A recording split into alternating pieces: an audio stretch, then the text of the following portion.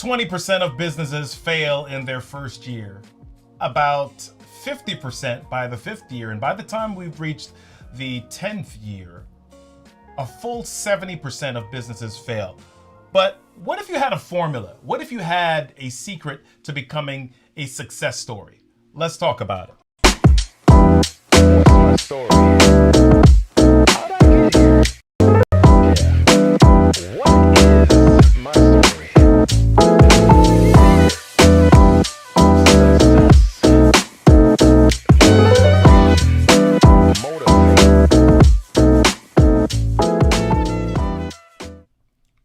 Hey y'all, welcome back to another episode of the What's My Story podcast, the show where we talk about how people go from there to here, pivotal moments in their lives where they have been able to just walk through situations and navigate their way to success. And I figure that by hearing some of these stories, you'll be inspired, you'll be motivated to move to your own space and move to your place of success as well. So today we're going to have a special guest share a little bit more about how they've navigated through some of the most challenging spaces to become the number one expert in the United States. But before we get to our guest today, I want to talk to you about a couple of things. Number one, if you have any thoughts, any ideas, any other guests, people that you want to see on the show, if you just want to know a little bit more about what we got going on, go ahead, text me 410-936-4049, 410-936-4049. I also want to tell you about something else. We have something coming up that's really going to help you take your story from where it is right now and then move it into a place where you can transform the lives of others and also your business. And that is going to be called the Magnify Your Message Experience. Before we jump into how you can be a part of that, I just want to play a clip from one of my partners that's involved in the event. Is it okay to tell my story? There is something about people that are entrepreneurs that they have this fire, this drive. They have overcome some pretty big stuff in their lives, or they are just passionately dedicated to a cause, to changing something, to building something better. And so sometimes it requires some extra intention to really figure out how you tell your story in a way that honors you, honors your experience, and honors anyone in your life that you have some kind of protection over. You don't want to miss it. You don't want to miss the Magnify Your Message experience. So if you want to get more information about that, head on over to magnifyyourmessage.live/info. That's magnifyyourmessage.live/info. Join myself, Shannon Bussey, Aurora Gregory, as we share with you how to take your story from undiscovered to visible. All right. So we are doing this great episode today, and I hope that you're not driving in your car and watching this. Are you driving? Hopefully you're not. Listen, if you want to get the audio version of this podcast, we release this every Thursday at 7 a.m. The audio version of our podcast is released so that you can get the same audio goodness that you got here on Monday. All right, good. Let's get into the episode today. I'm excited because I've been following this lady for years. My goodness. She is America's number one small business expert. She is the host of the longest running live chat on Twitter for small business owners. That's hashtag small biz chat. Forbes says that she's the number one woman for entrepreneurs to follow. She's also a former New York Times columnist. She's an Entrepreneur Magazine contributor. She's a best-selling author. She is my guest, Melinda Emerson. How are you doing today? Good to see you. Oh gosh, I'm doing good. I'm so happy to be here with you, Robert. Yeah, it's fantastic to get you on the show. I'm so ready to dig into your experience, your background, your story as how you became the small biz lady in the first place. But tell us what's happening right now, right at this moment that you're excited about. What are you excited about right now? Oh gosh, I'm excited about my brand new book, Become Your Own Boss in 12 Months, Wow. Revised and Expanded. You know, that book has been in print for 11 years. But in the middle of the pandemic, Simon & Schuster reached out and they said, hey, all these small businesses are struggling through this pandemic. Do you have something new to add to help people with their digital pivot? And I said, oh, I definitely do. So I was so excited to have the opportunity to update my best-selling book, Become Your Own Boss in 12 Months, for the third time. And for those of you that have been following me for years, this is not the first book that you read. As I have learned and grown over the last 22 years in business, this book has been updated and revised. And, so much stuff about marketing is so complicated now. Yeah. And so one of the things that we have been doing is really helping people understand that we're in a customer-centric economy, helping people understand how to sell online, helping people understand how to develop a sales process, how to become a social media brand, like all of these things that you have to understand and know. And we also have updated some perennial favorites in the book. So originally it was 10 things you must never forget in business. Now it's 15, and it's 15 new things. New things I have for you. So, I'm really, really excited about, sharing with people this new tool that will not only help them make that transition if they're part of the Great Resignation and they just recently pieced out their job. I got a roadmap for that. But if you are an existing business that is still working on that digital pivot, I got what you need in this book. So I broke it down for you so that, I can make it even easier. Love it, love it, love it. So, isn't it amazing when you just have Simon & Schuster able just to call you up and say, hey, dude, I need some more stuff. Yeah, well, it took a long time to get here, Robert. They didn't treat me like that with the first book, but I will tell you that it's a blessing to have, a nonfiction business book that's still in print after 11 years, that's in print in multiple languages around the world, that's sold over 100,000 copies. No, it is truly a blessing, because it was literally an idea that I had when I was on bed rest with my son back in 2006. And I started taking all these notes about all of the hard-learned lessons that I had learned in my business. And then I started writing down the lessons I knew other people had learned that were just in my circle. And eventually that became, Become Your Own Boss in 12 months. But the story doesn't just stop there, because when I originally wrote the book and turned it into the publisher in 2008, the market crashed 14 days later. Right? So people's 401ks became 10Ks. You remember that? Yeah. The first recession. So my publisher at the time actually shelved my book for 18 months. My book did not come out. So I'm sitting here thinking I'm about to go on this national book tour. I'm about to become America's #1 small business expert. And they were like, no, not so fast. That's not what happened. So literally, I was talking to a colleague in the National Speakers Association who said to me, look, Melinda, if I were you, I would get you a publicist and start publicizing that book like it was coming out anyway. And I was like, really? Because it just everything about it felt terrible at that time. I was just like, I worked so hard, and then these people just shelve my book. All these people lose their job. They didn't think anybody wanted to be an entrepreneur. I was like, no, we should bring it out. They were like, no, we know better than you. So literally, I hired this woman, and she knew as much as you could know about social media in 2008, right? Twitter was 1 year old. And he said, I know what we're going to do. We're going to go out on Twitter and build your author platform. And I remember saying to her, what is Twitter? Literally, I didn't know what she was talking about. And she said, don't worry, I'll show you how to use Twitter. We'll use my account, and, I'll teach you. It'll be fine. And then lo and behold, I got on Twitter, and then I couldn't get my name, Melinda Emerson, when I first got to Twitter. And so then I had to come up with a nickname. And so I was like, a nickname? Like, I never had a nickname. I've only ever been called Melinda. And she said, no, we got to come up with a name that tells people who you are and what you do. And so that was the day that I became the Small Biz Lady, which we now know is the best branding thing that ever happened to me. Wow. So let's back up for a second here. So you talked about this book, and you talked about bed rest. And I want to go back for a second, because a lot of times we have stuff going on in our lives, right? We have these goals, we have these plans, and there's something that causes it to stop. Yeah. And that stop is what kind of detours us in some way. So what was that the situation for you? What did you have going on before this bed rest now forced you to pull these ideas or these thoughts together?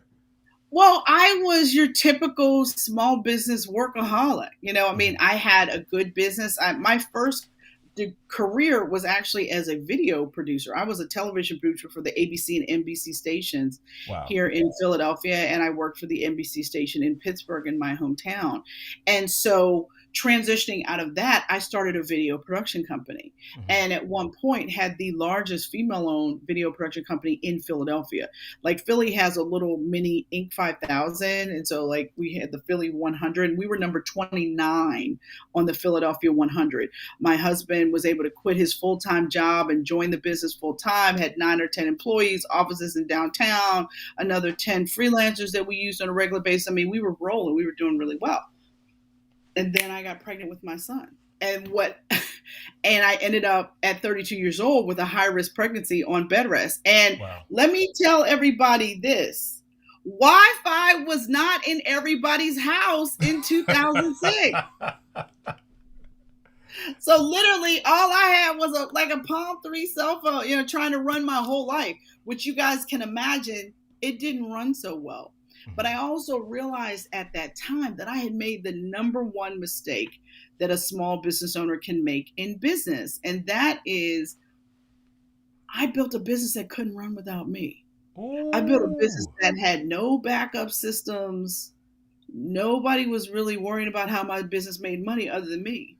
So then when I got pulled out of the business, we almost lost my business the year that I was pregnant with my son. Wow. So I want to go a little bit further in that, but I'm glad you said that because that really relates right to our sponsor for today.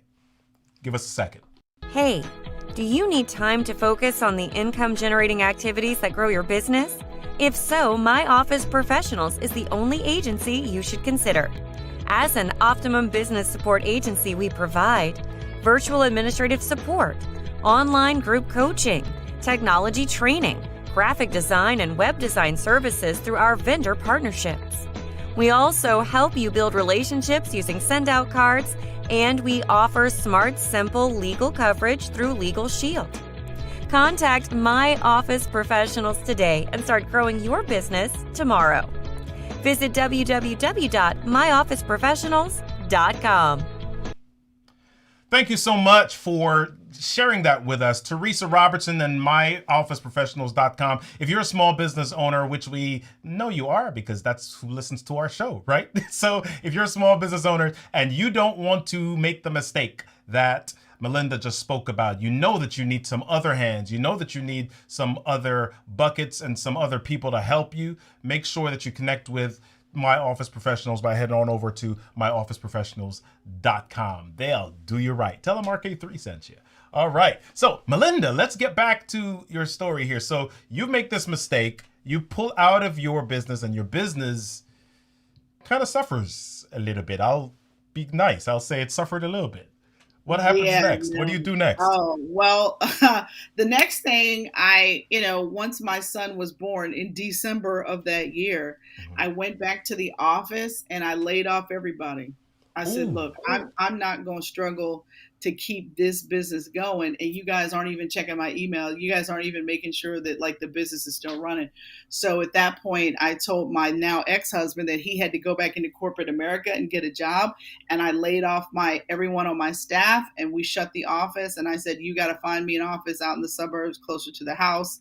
Wow. Because at that point I knew that I had to completely regroup and reinvent my business. But the blessing was, one, that I had finally time to rest, time to actually think. I mean, I had woke up every day for the last 7-8 years before this on go, just on go, like no time to think, really even be strategic, because it was always about figuring out the next dollar. And so what I know now is that you have to give yourself time to work on your business and not just in your business, Yeah. because you have to think about what is your customer going to need 3 to 5 years from now versus what do they need right now.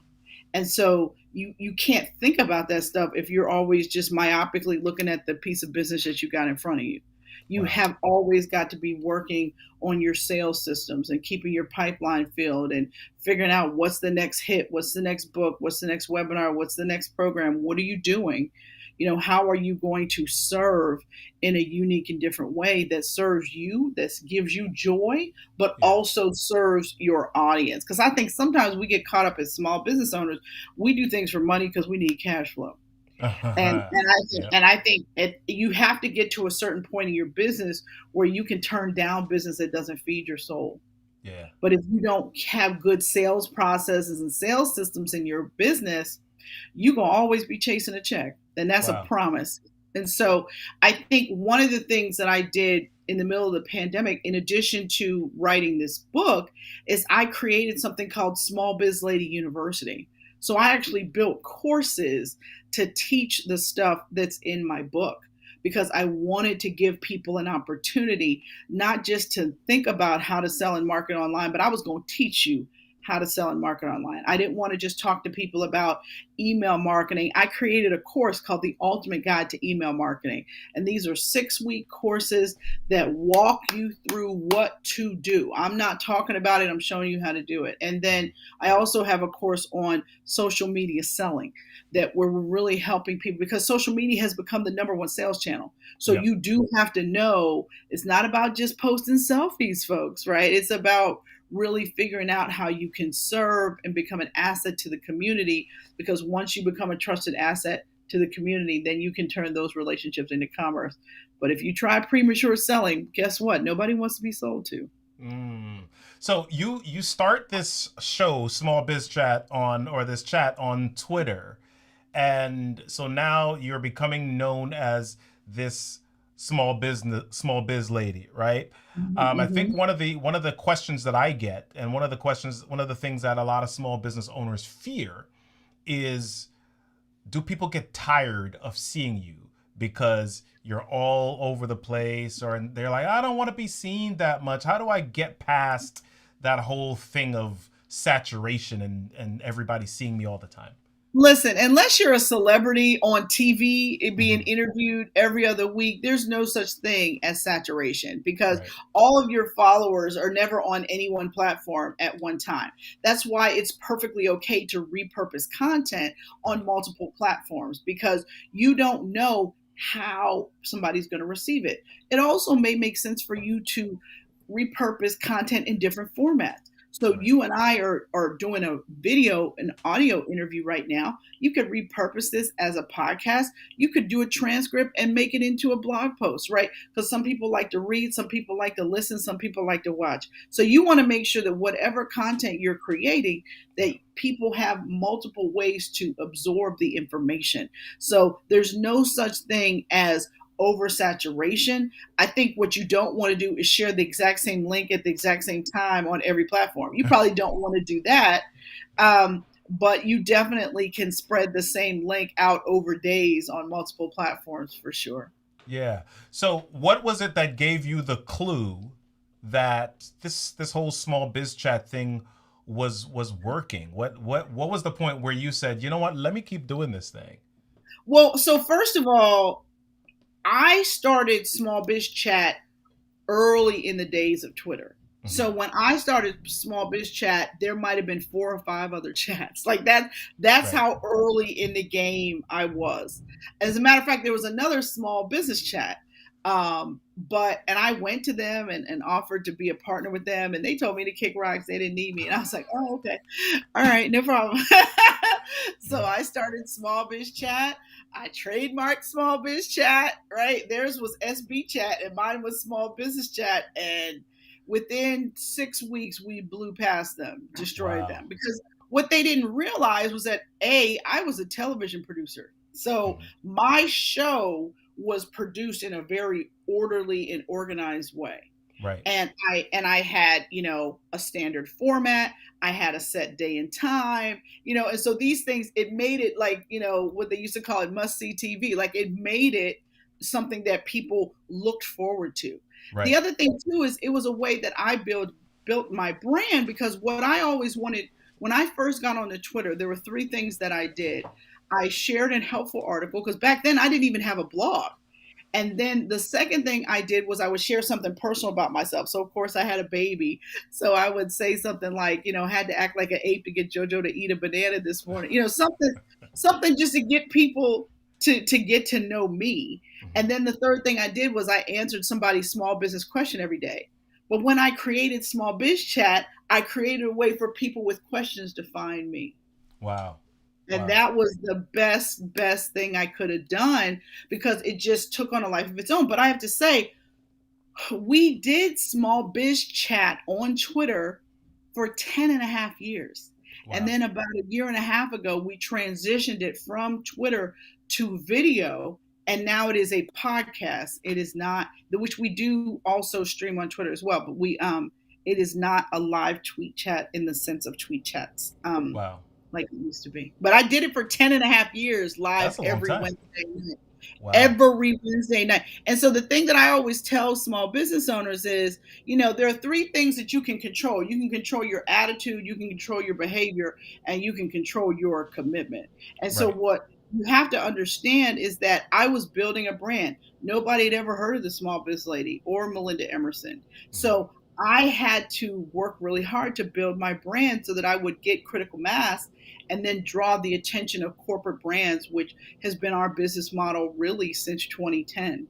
Wow. But it took me 22 months Wow. of blogging, tweeting, answering people's questions every day before social media made a dime for me. Yeah. So did you just luck out? I mean, I think one of the things that people wonder is, okay, yeah, Melinda hopped on Twitter and she did this chat every week, and now she's the #1 small biz person in the United States. Can I just hop on Twitter, or do I just have to have a lucky break and figure out what the next trend is? How did you do that? First of all, there's no such thing as luck. And somehow the harder I work, the more lucky I am. But I think that when it comes to this, I think what made me stand out was just relentless consistency. Once I started blogging, I have never stopped. Once I started doing Small Biz Chat, I didn't stop. I did it for 10 and a half years, and then I transitioned, and I still do it. I still release a podcast every Wednesday, right? My newsletter still comes out every Wednesday. So I think, and then if you think about Malcolm Gladwell's book, The Tipping Point, and where he talks about 10,000 hours to get to mastery, right? So I've written over 5,000 articles about how to start and grow a successful small business. Wow. 5,000 published on my blog, succeedisYourOwnBoss.com. And so for that, you could be me when you grow up, right? You could do it. I mean, but you really have to have a plan for, your content strategy, and you really have to know the customer you're serving and make sure that you understand what that customer needs. Yeah. I know who my customer is. I know where they live. I know what their struggles are. I know what their fears are. I know what their aspirations are. And I give them the content they want every single week online. Wow. So for those people who were not blown away by the 5,000, right? Let's just say that those were 500 words per article. Let me give you all that number. That is 2,500,000 words over the course of a few years? Oh, no. I've been publishing on my blog since 2009. Still, that's like, 2009. that's just a little bit less than 12 years. And I don't write anything less than 1,500 words, by the way. My goodness. So multiply that by 3. It's more than that. Over the years, it was 500, then it was 750, then it got to be 1,000. And the last 2 years, we haven't published anything under 1,500. Wow. words. And the reason why I do that is because when I write a blog post, I try to be the last word on the subject. Like when I write it, I write it so that it's Googleable. Wow. I don't do lists of 10. I do lists of 25, 30. Wow. Wow. Because I want mine to be the article of record on the subject. Very, very strategically. Wow. Because for me, organic search traffic from our library of content drives 62% of the traffic to my website. Wow. So this content game is a long tail game. But if you play it right, if you know what the rules of engagement are, you can win. But it's relentless. I mean, it's luckily I wanted to be a writer since I was in 8th grade. So writing is like my magical power. I have many, but one of my spheres of genius is developing content. I consider myself a master content developer. I love it. I love it. I really want people to sit with that point for just a second here, because a lot of people, you're on Instagram, you're on TikTok, you're on all these platforms, and they make it seem like success is this overnight thing. It's like this magic thing. Aladdin's lamp, you rub it and you blow on it, and there you go, and you got it. I can be like Melinda tomorrow night if I just host a tweet chat and I host a podcast. I want everybody to understand that it's dedication and commitment for this. Well, and you also have to have an expertise and a point of view about something, right? Like there's a reason why people come to me for small business advice, because that's what I do. I live and breathe that. I can go into any small business in America, be there an hour, and diagnose the problem. Wow. Because that's how much I know about what it takes to be successful.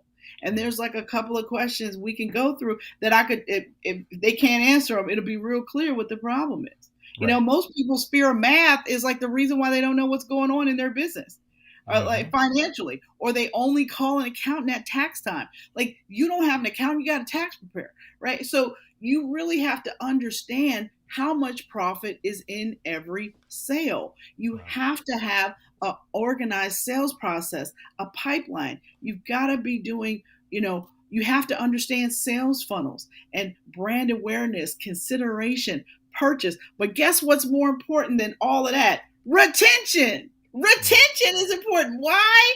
Because an existing customer is 60 to 70% more likely to do business with you than a new customer, a new lead. A new lead is only 5 to 20% likely to close. Wow. Wow. So Melinda, I know you've got some things going on and we're about to land the plane here.